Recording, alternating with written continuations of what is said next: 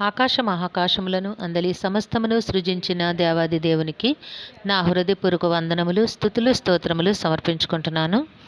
అందరికీ శుభోదయం. ఇది నా మహోన్నతుడైన దేవాది దేవుడు నీ కొరకు సిద్ధపరిచిన వాక్కు. తన ఇంటికి యజమానునిగాను, తన యావదాస్తి మీద అధికారినిగాను అతన్ని నియమించెను. దేవుని నామమునకు మహిమ కలుగును గాక. ఈ మాటలు కీర్తనల గ్రంథము 105వ అధ్యాయము 22వ వచనములో వ్రాయబడి ఉన్నవండి. ప్రియమైన నేస్తమా, నీ దేవాది దేవుడి దినాన నీకు ఇస్తున్న వాక్కు ఏమిటి అనగా, ఎవరైతే నిన్ను విస్మరించారో, ఎవరైతే నీపై నిందలు మోపి నిన్ను అన్యాయానికి గురి చేశారో అక్కడే నీకు విజయమును అనుగ్రహిస్తానని వాగ్దానము చేస్తూ ఉన్నారు. ఎందుకు అంటే ఈ కాంటెక్స్ట్లో మనం చూసినట్లయితే యోసేపు గారి జీవితంలో కూడా అట్లానే జరిగింది.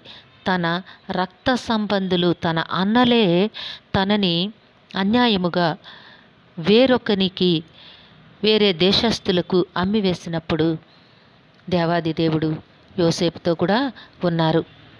ఏమిటి అంటే, యోసేపు దేవుని యందలి భయము భక్తి కలిగిన యవనస్తుడు. ఆ యవనస్తుని జీవితంలో ఎవరో ప్రమాదం తలపెడితే అది వేరే సంగతి. నమ్మి తన అన్నల దగ్గరికి ఎంతో ఇష్టముగా వెళ్ళిన ఆ వ్యక్తిని, యోసేపుని, తన అన్నలే పరాయి దేశస్థులకు అమ్మివేస్తే దేవుడు విడిచిపెట్టలేదండి. అప్పుడు కూడా దేవుడు యోసేపుతో ఉండి యోసేపు పక్షమున దేవుడు కార్యములను జరిగించారు. కొన్ని ఇబ్బందులు పడినప్పటికీ, చేయని నేరాలు నెత్తిన వేసుకొని మోసినప్పటికీ, అపహాస్యము చేయబడినప్పటికీ, అన్యాయముగా హింసలు అనుభవించినప్పటికీ దేవుడు విజయమునిచ్చారు. యోసేపు జీవితంలో ఎంతటి విజయము అంటే, ఆ రాజ్యానికే అధిపతినిగా, అధికారినిగా దేవాది దేవుడు నియమించారు. ప్రియమైన నేస్తమా, నీ జీవితంలో కూడా నీవు అన్యాయం చేయబడ్డావా? నీ వారు నిన్ను మోసం చేశారా? నమ్మిన వారు నీకు అన్యాయం చేశారా? నిన్ను అపహాస్యము చేశారా? నీవేమీ దుఃఖించకు. ఎందుకంటే యోసేపు వలె నీవు కూడా నీతిమంతునిగా, న్యాయవంతునిగా, యథార్థపరునిగా ఉంటే దేవుడు తప్పకుండా నీ పక్షమందు ఉంటారు.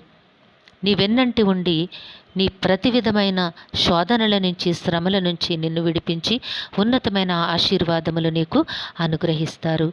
కాబట్టి నేస్తమా, దేవుని సన్నిధిలో మంచి మనస్సుతో, ఉన్నతమైన విశ్వాసముతో ప్రార్థన చెయ్యి. దేవుడు నీ జీవితంలో ఉన్నతమైన కార్యములనే అనుగ్రహిస్తారు. దేవుడు నిన్ను దీవించునుగాక. ప్రార్థన చేసుకుందాము. సింహాసనాసనుడైన దేవ, మీ ఘనమైన నామమును కొందరములు. మీ బిడ్డకి మీరు ఇచ్చిన వాక్కును బట్టి స్తుతులు సమర్పించుకుంటున్నాము. రక్షక నైనా, ఈ దినము పుట్టినరోజు, వివాహ దిన మహోత్సవములు జరుపుకొంచిన బిడ్డలందరికీ మీ ఆశీస్సులు, దీర్ఘాయుష్ను అనుగ్రహించి మీ కృపలో నడిపించండి. రక్షక, మా ప్రియులందరి కుటుంబములను మీ దివ్య హస్తములకు అప్పగించుకొంచున్నాము తండ్రి. అందరికీ నీ కావాల్సిన ఆయురారోగ్యము, సంపూర్ణమైన రక్షణ, దీర్ఘాయుష్యు, నెమ్మదిని ప్రసాదించి మీ శాంతి సమాధానంతో జీవింపచేయండి. మేలులతో ప్రతి హృదయమును తృప్తిపరచండి నాయన. మా ప్రియుల కుటుంబాల్లోనైనా బిడ్డలకి సకాలంలో చక్కని వివాహములు, ఉద్యోగములు ప్రసాదించండి తండ్రి. గర్భఫలాల కొరకు ఎదురు చూస్తున్న బిడ్డలకి గర్భములు తెరిచి నాయన మీ కృపలోనైనా చక్కని గర్భఫలములు అనుగ్రహించమని, కుటుంబాల్లో ఉన్న చింతలు తొలగించి మేలులతో వారి హృదయాలు తృప్తిపరచమని సమస్తమును మీ దివ్య హస్తములకు అప్పగించుకుంటూ ఈ ప్రార్థన మా రక్షకుడును మీ ప్రియ కుమారుడైన యేసుక్రీస్తు వారి అతి శ్రేష్టమైన నామమును అడిగి వేడుకొనుచున్నాము తండ్రి. ఆమెన్. సర్వకృపానిధి దేవుడు మీ కుటుంబ జీవితంలో ఉన్నతమైన ఆశీర్వాదములు అనుగ్రహించి మిమ్మును ఆయన నామ మహిమ కొరకు జీవింపచేయునుగాక. Amen, amen, amen.